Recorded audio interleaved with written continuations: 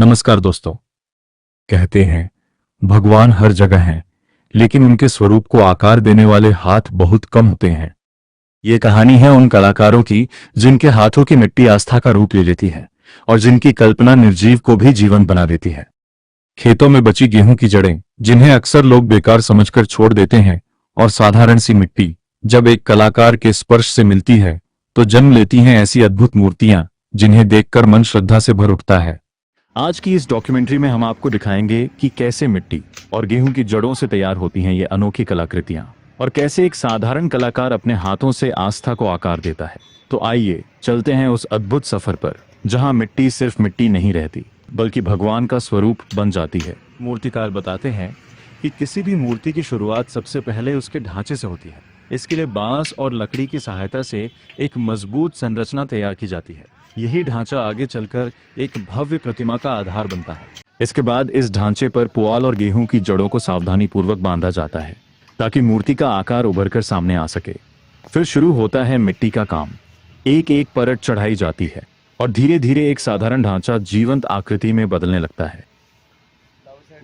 नमस्कार भाई, क्या नाम है आपका? जीत नाम है। अच्छा, तो मुझे थोड़ा सा ये ना प्रोसेस जानना था कि ये कैसे कैसे काम करता है, कैसे आप पूरे चीज़ों को इकट्ठा करके एक मूर्ति का रूप देते हैं, तो थोड़ा सा इसका प्रकाश डालिए ज़रा।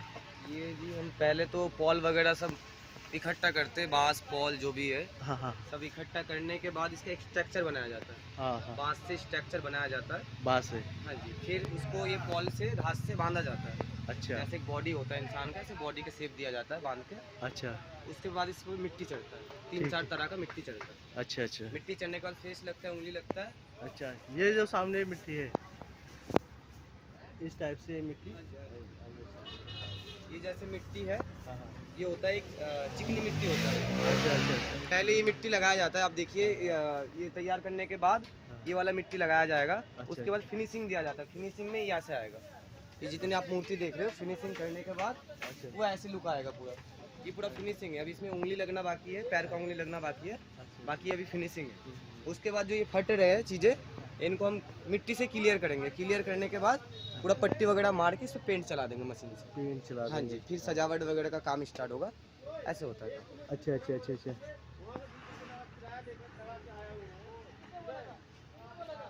अच्छा, तो इसको प्रोसेस में कितना दिन लगता है ये सारा कुछ बनने एक में? मूर्ति बनाने में हमें कम से कम 3 दिन का टाइम लगता है। अच्छा, एक मूर्ति बनाने में 3 दिन का समय लगता है।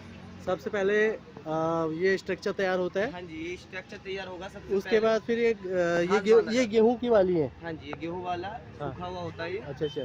तो इससे हम बांधते, शरीर का जो आकार होता है इंसान का, हाँ। उस चीज को हम पहले देते हैं। अच्छा, क्योंकि अगर वो नहीं करेंगे फिर कुछ अच्छा नहीं लगेगा उसमें। हाँ, बिल्कुल। पहले उसको करने के बाद फिर एक मिट्टी चढ़ा जाता है, इसको पोंछा जाता है मिट्टी से। अच्छा, तो ये आकार वाला जो काम होता है ये सब आप अकेले करते हैं? नहीं जी, हमारे साथ और भी कारीगर है, हेल्पर है, और भी है। अच्छा, तो सब मिलके करते हैं, अकेले का काम नहीं है। हाँ। तो ये अच्छा, तो इसको फिर स्ट्रक्चर तैयार होता है। उसके बाद चेहरे के भाव, हाथों की मुद्राएं, आंखों की गहराई और हर छोटी बड़ी बारीकी को कलाकार अपने अनुभव और कल्पना से गढ़ता है। इसके बाद मूर्ति को कई दिनों तक सूखने के लिए छोड़ दिया जाता है और फिर उसमें रंगों का संसार भरा जाता है। रंगों की हर परत के साथ ये प्रतिमा और भी जीवंत होती चली जाती है, मानो उसमें सचमुच प्राण बस गए हों। पेंट चालू कर देते हैं। पेंट चालू करने के बाद फिर सूखने के लिए रखा जाता है। सूखने के लिए रखा जाता है। उसके बाद साड़ी वगैरह पहनाया जाता है। अच्छा। आंखें दिया जाता है इनका। अच्छा, आंखें दिया आंखें जाता है। वगैरह बनाया जाता है, साड़ी गहना वगैरह जो भी है इनका, बाल वगैरह पहनाया जाता है। हाँ। पूरा कंप्लीट। बड़ी तरीके से, बहुत ही मतलब आप ऐसे बनाते हैं जैसे कि कोई किसी को सजा रहे हो। हाँ जी, वो तो सोचना पड़ता है, सोच होता है हाँ। कि हम किसी इंसान को ही सजा रहे हैं, तो सजा सोच रहे। रखना पड़ता है। अच्छा, बहुत बढ़िया। अगर सोच नहीं रखेंगे हम तो फिर हाँ। मूर्ति नहीं बना सकते। नहीं बन सकती, सही सोचना बात है। पड़ता है।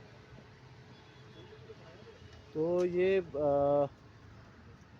जो कई इतना दिनों की मेहनत, बनी हुई है धैर्य मूर्ति, तो इसके और लिए साधना कितना के बाद ये मटेरियल मूर्ति लगा केवल होगा मिट्टी लगभग? का एक आकार नहीं रहती, बल्कि आस्था, संस्कृति और भावनाओं का प्रतीक बन जाती है। यह हमें याद दिलाती है कि एक मूर्तिकार अच्छा। सिर्फ प्रतिमा नहीं गढ़ता, बल्कि अपनी कला से विश्वास, भक्ति और भावनाओं को एक नया स्वरूप देता है। हाँ जी। तो वैसे काम आपका बढ़ेगा। अभी अभी तो बहुत सारा बनना है, राधा कृष्ण जी बनना है, बहुत मूर्ति है, विश्वकर्मा है, गणेश जी है। फिर बारिश के समय फिर एक नुकसान का भी डर है। बारिश के टाइम बहुत हमें सावधान रहना पड़ता है। हाँ हाँ, जैसे बारिश होगा, अगर पूरा रात बारिश हो तो हमें जागा रहना पड़ता है। जाकर कि रहना कहीं से पड़ेगा। जगह जरा सा भी लीकेज हो लीकेज तो हो। अगर बूंदे गिरे तो ये मूर्ति पिघल जाएगा, पिघल जाएगा। बिल्कुल बिल्कुल, क्योंकि बहुत मिट्टी का, सावधानी मिट्टी से का। रखना पड़ता है, क्योंकि मेहनत का काम है। देखो हाँ जी।